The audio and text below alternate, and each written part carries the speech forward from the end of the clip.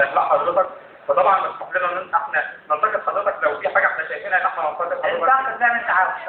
حاول ننتقد الحمله. انا عايز اعرف ليه حضرتك دايما مش بتتابع الحمله باستمرار، وليه حضرتك دايما في كل لقاء بتقول ان حضرتك مالكش حمله انتخابيه وكلنا هنا حملتك الانتخابيه؟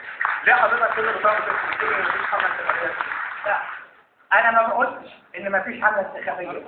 انا قلت ان انا دلوقتي يعني موقف الدعايه الانتخابيه عشان اركز على الاقتصاد والامن، انما ما قلتش اطلاقا وان كل ده هيطلع في الجرايد بكره. مفيش اطلاقا ان في حاجه اسمها ماليش حمله انتخابيه، وانا اتشرف ان ليا حمله انتخابيه بالمنظر اللي انا شايفه ده.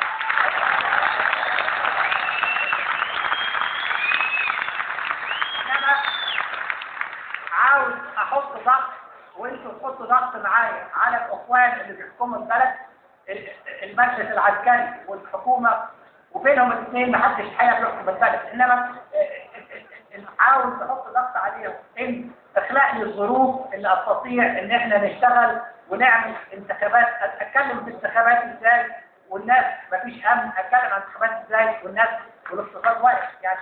انما مش معنى هذا اطلاقا ان مفيش حمله، في حمله ومستمره، انما هنعكس فيها اما نحط الارضيه اللي نقف عليها.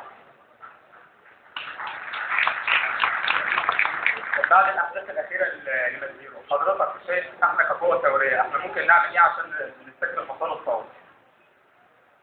نبتدي نتكلم في الكلام اللي احنا بنقوله ده كله، نبتدي نتكلم كل واحد في موقعه، نبتدي نتكلم ان احنا لابد اولا ان ما في يبقى نخلق المناخ ان في تسامح بيننا وبين كمصريين، وكل واحد في موقعه في سكنه في حيه في مدينته يتكلم على ان ليه، ويطالب رئيس المدينه المحافظ الامن فين؟ ليه الامن مش موجود؟ نبتدي نتكلم مع اذا كان واحد بيشتغل في مصنع، اذا كان واحد بيشتغل في مدرسه، نبتدي نتكلم ازاي نبتدي نشتغل، ما نستناش اللي هيجي لنا من القاهره، لان لابد ان احنا كل واحد يبقى عنده يعرف ان هو جزء من مصر، ومصر مش هتشتغل الا ب 85 مليون، وكل واحد منا بيشتغل، يعني كل واحد يعتبر نفسه زي انا عاوز اقول، يعني عاوز اقول كان الرئيس كينيدي سنه 63 قال كلمه انا افتكرها، قال لك ما تسالنيش، ما تسالش بلدك هتعمل لك ايه، اسال نفسك انت هتعمل ايه لبلدك. وده اللي احنا نفتكره في الوقت الحالي. طب ايه صورة الموقف اللي ممكن تخلي حضرتك تقول ان المجلس العسكري غير قادر على استكمال الفترة الانتقالية؟ المجلس العسكري يعني انا مش عاوز اقول المجلس العسكري انت غير، انا بقول ان هو غير قادر على ادارة البلد، انا بقول هذا، انما وهو نفسه بيقول هذا لانه ما عندوش خبرة. ولو شفت النهارده انا عامل حديث كان امبارح في الفاينانشال تايمز بقول ان خبرة المجلس العسكري صفر، يعني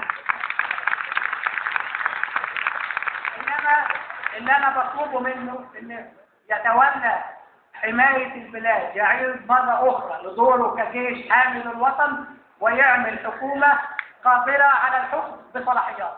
هو ده اللي احنا محتاجينه في الوقت الحالي، حكومة تتولى إدارة الفترة الانتقالية من الانتخابات للدستور للانتخابات الرئاسية.